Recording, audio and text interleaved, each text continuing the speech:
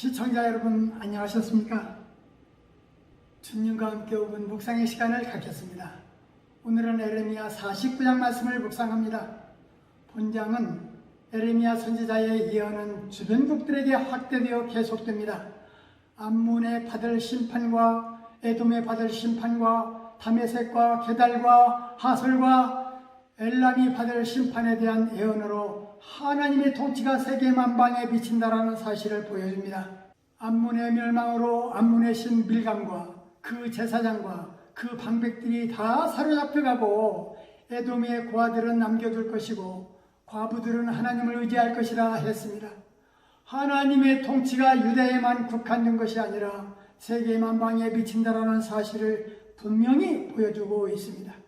그 성들은 영영이 황폐할 것이요 소돔과 고모라처럼 그곳에 거하는 자가 없을 것이고 다메섹도 청년들은 거리에 엎드러지고 모든 군사는 멸절될 것이고 게달과 하솔나라는 바벨론 느부갓네살에게 침략당할 것인데 하솔은 짐승의 거치가 되며 영영이 황무하리니 거기 거하는 자가 아무도 없겠고 엘람도 으뜸되는 힘을 꺾을 것이고 사방으로 흩어질 것이고 사방 나라에 퍼질 것이라.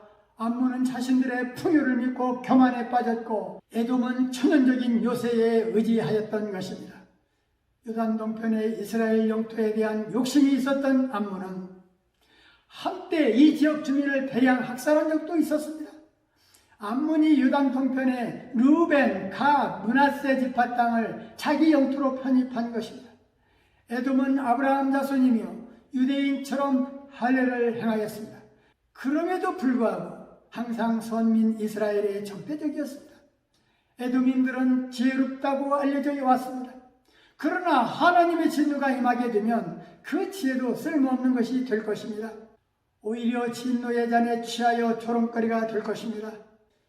예레미야는 에돔의 멸망이 하나님의 계획 아래 이루어진 일임을 강조하였습니다. 에돔은 지형상 천연적 요새지에 자리 잡고 있었기 때문에 스스로 교만에 빠져 있었던 것입니다. 그러나 하나님께서는 땅 위에 구축한 요새를 신뢰하는 에돔의 교만이 얼마나 쓸모없는 것인지를 깨닫게 해 주셨습니다.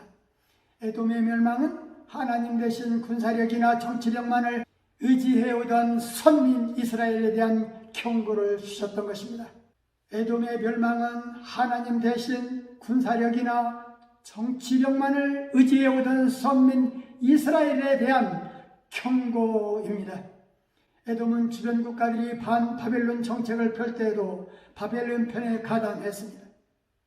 그러나 결국 바벨론에게 멸망당했습니다.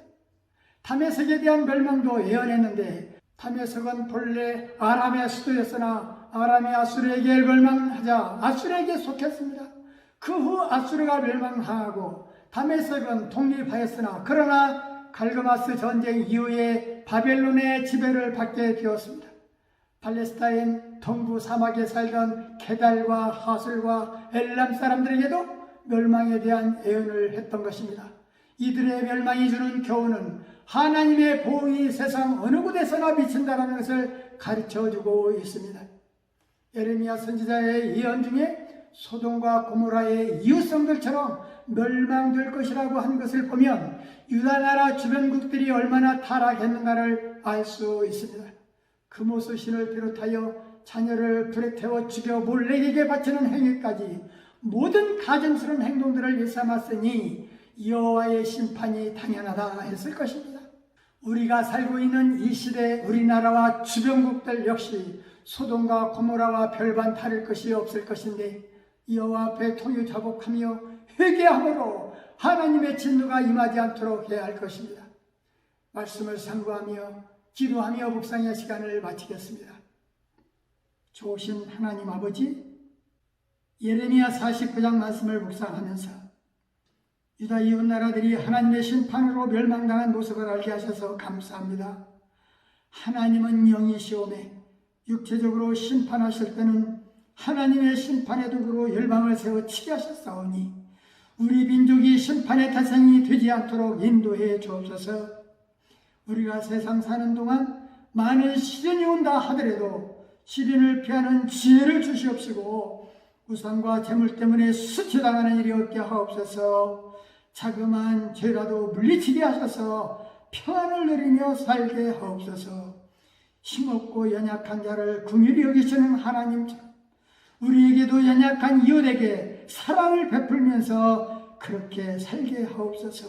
예수님 이름으로 간절히 기도하옵나이다. 아멘.